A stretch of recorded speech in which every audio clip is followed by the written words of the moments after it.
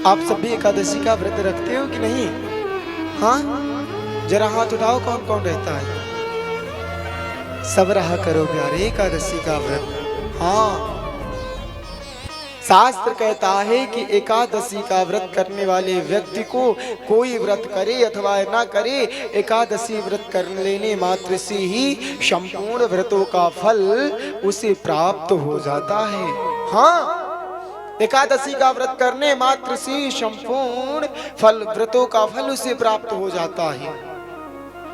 और जो व्यक्ति एकादशी के दिन भोजन पाता है, प्यारे कहते हैं कि एकादशी के दिन आपके शरीर के जितने पाप हैं वो निकल करके जाकर के अन्न में समाहित हो जाते हैं। और विशेषकर चावल नहीं पाना चाहिए। हाँ,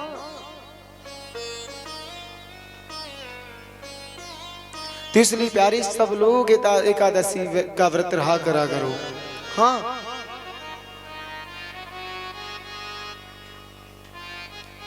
आपके प्रतापगढ़ में स्वामी धर्म सम्राट स्वामी श्री पूज्य कृपात्री जी महाराज हुए। उन्होंने प्यारे संपूर्ण एकादशी को निर्जला एकादशी रहा है। हाँ, जल भी नहीं पान करते थे। कैसी एकादशी रही? दोनों पक्षों की एकादशी उन्होंने निर्जला एकादशी रह करके बिताई है। चाहे कितना बड़ी भी यज्ञ होता है, कितना बड़ा भी पूजा हो, सत्संग हो, कथा कहनी हो, वो प्यारे क्या करते? एकादशी निर्जला, वो भी निर्जला एकादशी का व्रत अवश्य किया करते थे।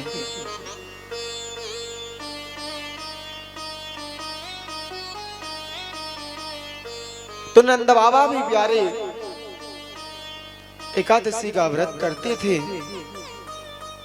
एक दिन नंद बाबा स्नान करने के लिए उन्होंने सोचा कि भोर हो गई, परंतु रात्रि में ही जमुना जी में प्रवेश किया। तभी वरुण के देवता उन्हीं वरुण को उठा ले गए।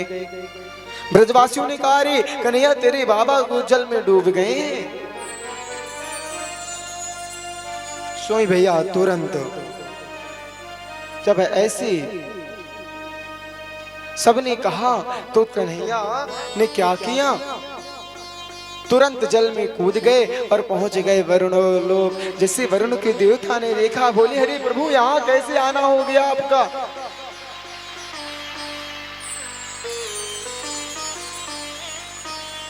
बोले, यहाँ कैसे? बोले कि अरे क्या बताऊं, आना क्यों ना आना पड़ता, तुमने मेरे बाबा को उठा लाए हो। बोले, अरे दूतों ने अज्ञान है, क्षमा करो। सुंदर श्रृंगार इत्यादि किया, नए नए वस्त्र बनवाए, पकवान खिलवाए नंद बाबा सबको। हाँ,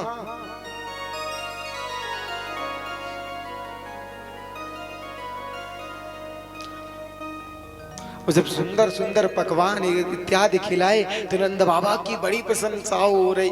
अरे देखो देखो, मेरे बेटे का कितना बड़ा नाम। करी ये वैकुंठ में भी मेरे बाबा को पूजा जाता है।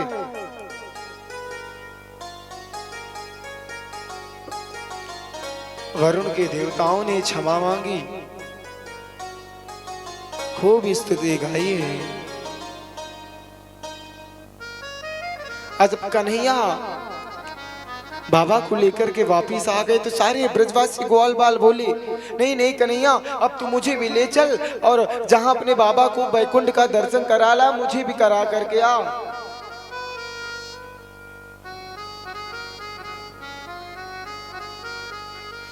कन्हैया बोले, अरे उस वैकुंठ के चक्कर में ना पड़ो, जो भैया जो सुख यहाँ तुम्हारे है वो वैकुंठ में कहीं नहीं है। हाँ, कन्हैया बोले, नहीं नहीं, मुझे तो दर्शन अब तो करना है,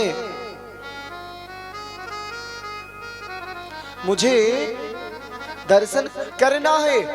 जिद करने पर कन्हैया ने कहा, चलो चलो ब्रह्म कुंड में अब तुम डुबकी लगाओ, और एक बार डुबकी लगाओ तो कहां पहुंच जाओगे? श्रीधाम वैकुंठ।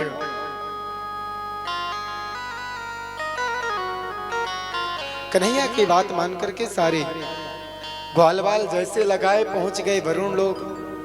अब जैसे बैकुंठ भी पहुंचे भैया, तो वहां देखते हैं कि कन्हैया बड़े से सिंहासन में बैठा है बोले देख देख ये कन्हैया को देख, कहाँ जा करके हम सबको छोड़ करके बैठ गया है।